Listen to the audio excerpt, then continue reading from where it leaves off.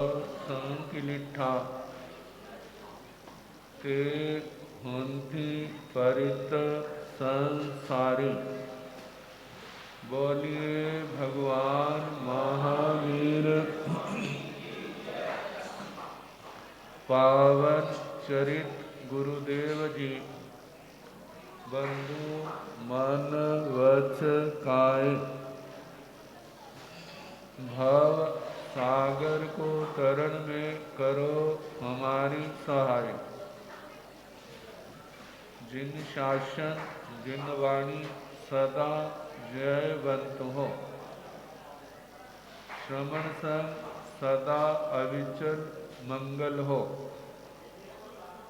मुक्ति को प्राप्त श्रवण भगवान महावीर स्वामी, उनकी परम पावन कल्याणी भागवती वाणी वाचक्र मुख श्री इंद्र भूति गौतम आदि गंधर्व भगवान युग प्रधानाचार्य परम पूज्य श्री सुधर्मा स्वामी जी महाराज, उनकी परम पावन पाठ परंपरा वर्तमान आचार्य ध्यान योगी परम पूज्य श्री शिव मुनि जी महाराज एवं गुरुजन सबकी पावन चरण सरोजों में मेरा अनंत अनंत बार वंदना नमस्कार हो।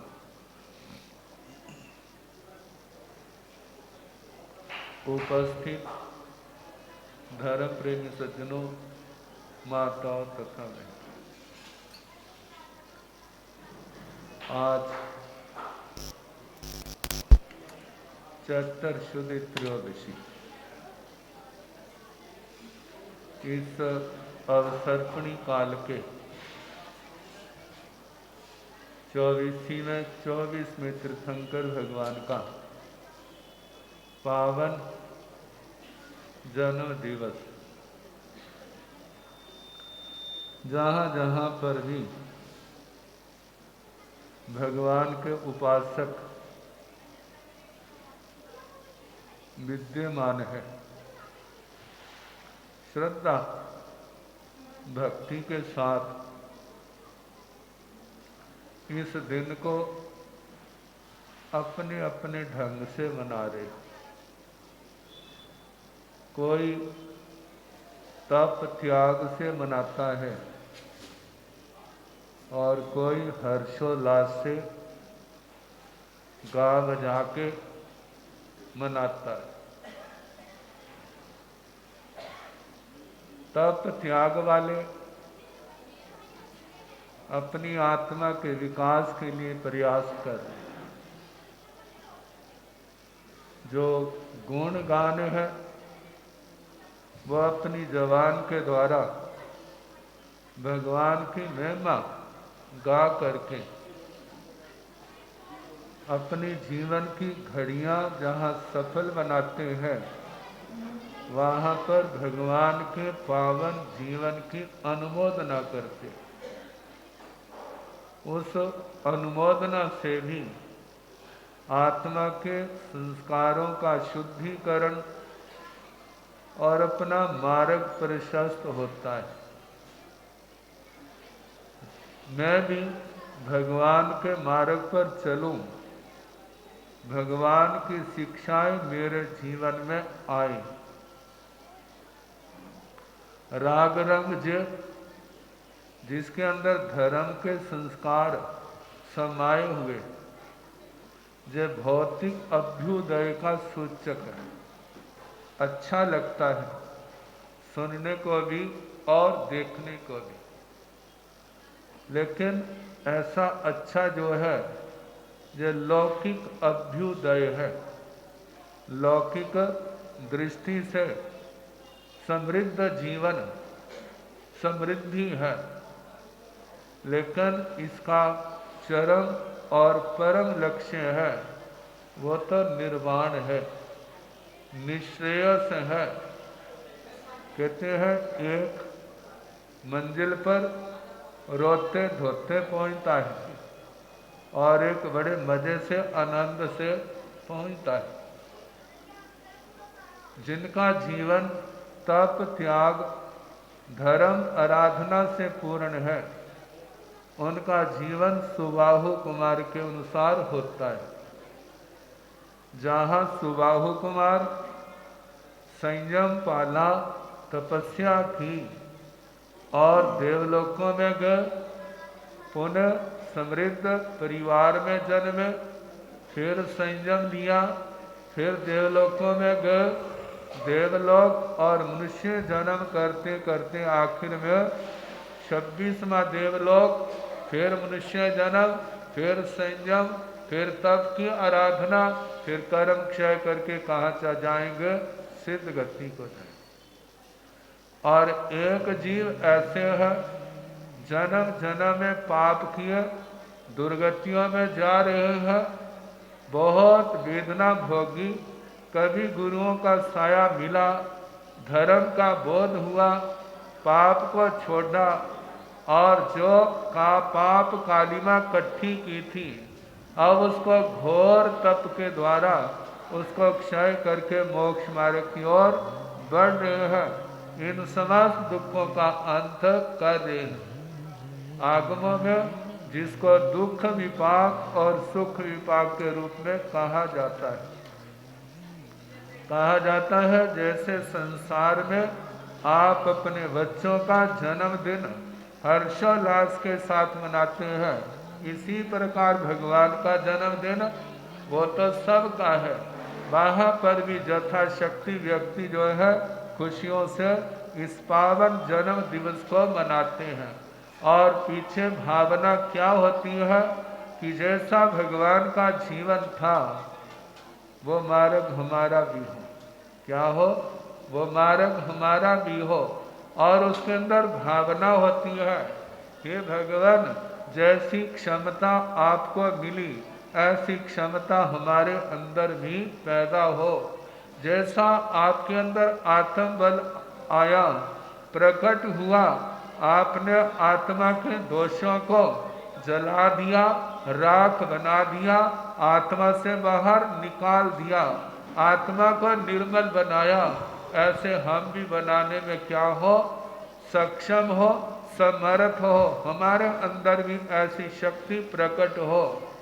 लेकिन भगवान का कहना ये शक्तियाँ तो बड़ों का सहारा आलम्बन होता है, लेकिन प्राप्ति जो है वो अपने अभ्यास अपनी साधना से होती है।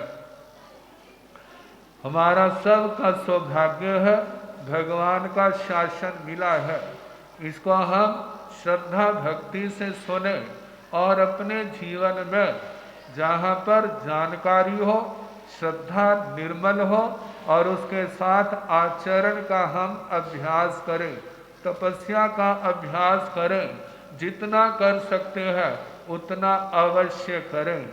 क्योंकि रोज जन्मदिन नहीं होते, ये तो साल में एक बार आता है। बाकी समय जो है वो ज़्यादा से ज़्यादा संयम तप की आराधना करते जाए। जैसे आपने प्रभास मुनि जी से भगवान की पूर्व जन्मों की पावन गाथा सुनी, कैसे उनका उठना हुआ, गिरना हुआ, फिर उठना हुआ, फिर गिरना हुआ और बढ़ते बढ़ते कितना पावन जीवन बन गया। नंदन के भाव में सारा जीवन देखा जाए, कितने घोर तप में गया, कितनी ऊंची साधना की, समाधि पूर्वक भाव पूर्ण करके 10वें देवलोक में गए और वहाँ का भाव पूर्ण करके जहाँ आए, पहले कुछ समय माता देवानंदा जी और ऋषभदत्त ब्राह्मण उनके घर में और सौधर्मेंद्र महाराज के निर्देश के द्वारा 83वें दिन में भगवान का संहरण होता है और वहाँ से राजा सिद्धार्थ, महारानी त्रिशला माता के गर्भ में आते हैं। ये तो सारा कर्म चक्कर है। लेकिन जन्म के बाद सारी घटनाएं लगभग सुनते हैं, पढ़ते हैं, जानते हैं। जन्म का, नामकरण का, शिक्षा दीक्षा। एक दिन स्कूल में गए थे, क्योंकि वो जन्मजात 3 ज्ञान के धारक थे। बड़े हुए, शादी हुई, एक कन्या का जन्म हुआ। माता पिता के भाव पूर्ण करने के बाद भाई से आज्ञा मांगी। भाई के कहने से 2 साल और रुके। घर में रहते हुए वो क्या थे? योगी का रूप थे, संत का रूप थे। और 30 साल की आयु में उनकी क्या हुई? दीक्षा हुई। 12 बरस 6.5 महीने साधना का काल, घोर परिसर उपसर्ग समता से सह, केवल ज्ञान, केवल दर्शन पाया। चतुर्विद संघ की स्थापना की, धर्म देशना दी, द्वादशांगी वाणी का प्रचलन हुआ। जगह जगह विहार करके भगवान जाते हैं, सोई आत्मा को जगाते हैं। 72 वर्ष की आयु में सारे कर्मों को क्षय करके भगवान सिद्ध गति को प्राप्त, और उनके द्वारा स्थापित तीर्थ आज भी चल रहा है। 4 शाखाओं में है। पहले दिगंबर श्वेतांबर 2 शाखाएं, श्वेतांबरों की आगे 3 शाखाएं, मंदिरवासी, स्थानकवासी, तेरापंथ संप्रदाय। जैसे श्वेतांबरों की शाखाएं हैं, ऐसे दिगंबर मंदिरवासी में भी क्या है? वहाँ पर भी 13 पंथ भी है, 20 पंथ भी है, 22 पंथ भी है। अलग अलग संप्रदाय समय के प्रवाह से अलग अलग धाराएं नदियों की बन जाती है, लेकिन मूल आत्मा हमारी सबकी क्या है? एक है। जैसे नवकार मंत्र हमारा सबका एक है। 5 महाव्रत सबके एक है। अणुव्रत वो भी क्या है? एक जैसे है। गुण व्रत, शिक्षा व्रत, 5 समिति, 3 गुप्ति, 10 यति धर्म, आत्मा, 8 कर्म, कर्म सिद्धांत। इनमें मूल रूप से कोई अंतर नहीं है। वो भगवान की वाणी आज भी चल रही है, चलती रहेगी।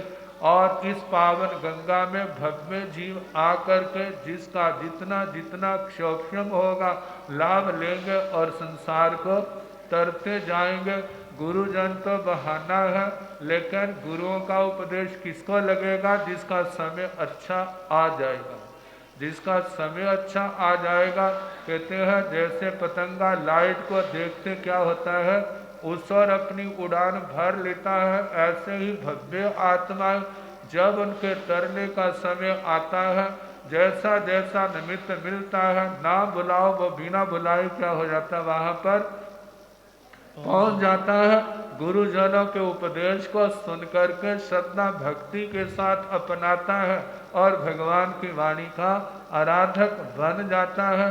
हम सब ऐसे भगवान की वाणी के आराधक बने, हमारी शुभकामना है। समय हमारा काफ़ी हो गया है, 12 बजे करने थे, 1:30 बजने को हो रहा है। थोड़ा सा टाइम देंगे 1:30 का, तो अब ज़्यादा नहीं सुनाऊंगा, क्योंकि ब्रेकें होती हैं ना। ब्रेकें क्या काम करती हैं? आगे बढ़ने से रोकती हैं। कारण क्या है? 2 बजे, 2:15 बजे हमारी क्लास, ऑनलाइन क्लास शुरू होगी। और क्योंकि आज छुट्टी हमने इसलिए नहीं की, परसों पूर्णवासी है, उसके अगले दिन एकम है, 2 दिन क्या होगा? अस्वाध्याय होगा। 2 दिन वो छुट्टी रहेगी, फिर छुट्टी क्यों करनी? हमारे लिए तो पढ़ने के दिन होते हैं। तो इतना ही, सबका मंगल, सबका धर्म आराधना में आगे बढ़े। जन्मदिन के उपलक्ष्य में सबको बहुत बहुत शुभकामना, सबका कल्याण हो। इन्हीं शब्दों